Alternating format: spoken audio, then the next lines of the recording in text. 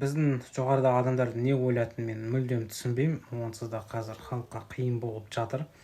Иә, айлық бәрі аз дегендей. Енді мына жерде күнделікті қолданыста қолданатын тауарлар, заттар, қарапайым сол машинаның бензині, газы деген сияқты. Бұның барлығы қымбаттап өсетін болса, кейін коммуналка, білмеймін, халықтың бір ғана жалақысы бір булканың қаранан алады, светті суды бәрін өшіріп тастайды. Ауылға бәрі көшетін шығар қайтадан. Ауылға барып, сол орманнан ағаш әкеп, сөйтіп отын жағып, тегін суын ішетін шығар деп ойлаймын. Өйткені барлығы соған келе жатқан сияқты. Бұның барлығы әлсіз жаңағыдай жүйе, әлсіз биліктің әрекеттері. Өйткені неге ондай әрекеттер болады? Себебі біз түгел толығымен Қазақстанның жаңағыдай экономикасы Ресейдің боданына айналып кетті да. Бұл анық.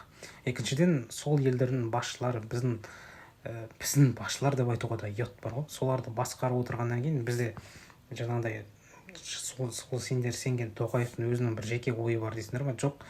Кремльде қандай нұсқау береді, ол соны ғана істейтін адам. Сол сияқты Қырғызстанда да сондай, Белоруссияда да сондай жағдай. Ал өзіміз ел боламыз, өзіміз сөзімізді өзіміз сөйлейміз, күн көреміз деген елдерге бұлар соғыс ашады.